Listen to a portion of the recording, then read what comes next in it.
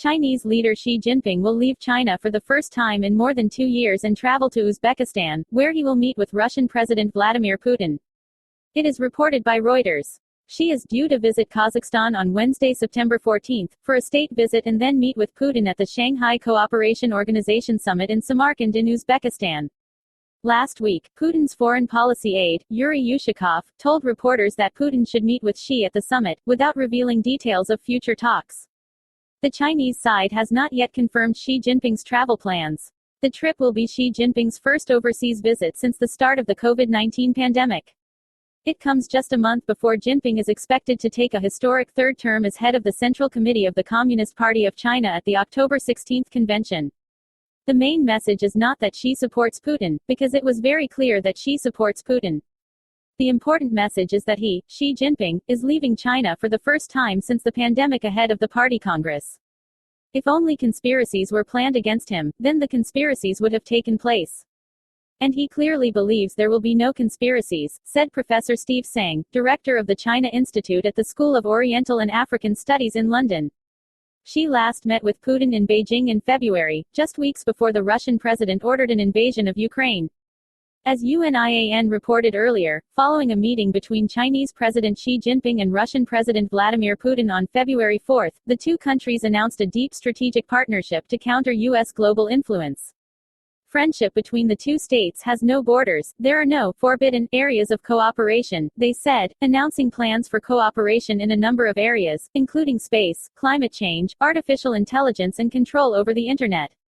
At the same time, China's investment in Russia under the Belt and Road Initiative fell to zero for the first time, signaling Beijing's unwillingness to face sanctions over the war in Ukraine.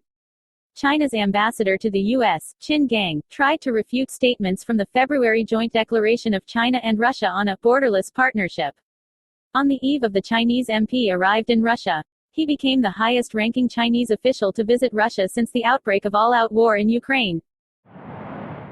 The international community, like the Ukrainians, is amazed at the success of the counter-offensive actions of the Ukrainian military in the south, north and east of our state. This was stated by President of Ukraine Volodymyr Zelensky in his address. Today, everyone sees and celebrates your actions in the north, south and east of Ukraine. The world is delighted. The enemy is in a panic. Ukraine is proud of you, believes in you, prays for you, is waiting for you, he said. Zelensky noted that the path to victory is not easy, but he is sure that the Ukrainian defenders can do it. The president believes that our military will reach all sections of the Ukrainian border.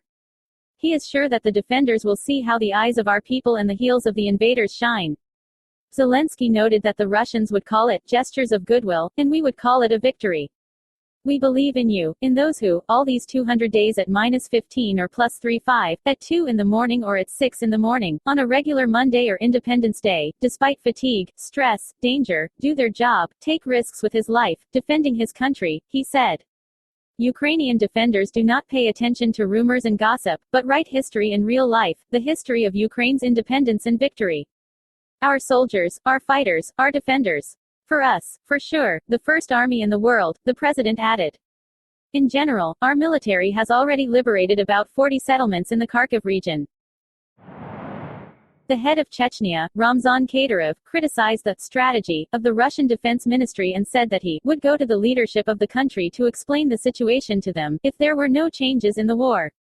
Kadyrov's direct speech, if today or tomorrow no changes are made to the conduct of the special military operation, I will be forced to contact the country's leadership, the Ministry of Defense, in order to explain to them the situation on the ground. It is very interesting. Details. At the same time, he promised that all the abandoned cities would return under the control of Russian troops and that our people are already there, guys specially trained for this work, another 10,000 fighters are ready to leave, and we will reach Odessa in the near future. Kadyrov also said that he would meet with war correspondents and discuss with them what patriotism is, because they should turn a blind eye to trifles and show patriotism. He was also offended by the fact that the Russian authorities concealed information about the withdrawal of troops.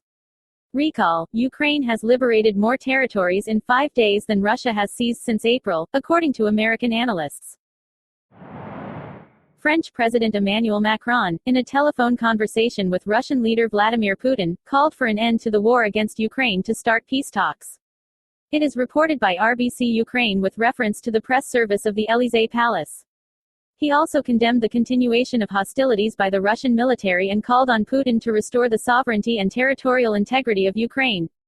Macron also stressed that European sanctions do not apply to agricultural products or goods needed for agriculture. He noted that international partners, especially Russia, have a joint responsibility to ensure that countries most at risk continue to receive the food they need. It also became known today that French President Emmanuel Macron called Russian President Vladimir Putin to discuss the situation around the Zaporozhye nuclear power plant. Recall that yesterday French President Emmanuel Macron held the first telephone conversation with British Prime Minister Liz Truss. During the conversation, politicians discussed the war in Ukraine.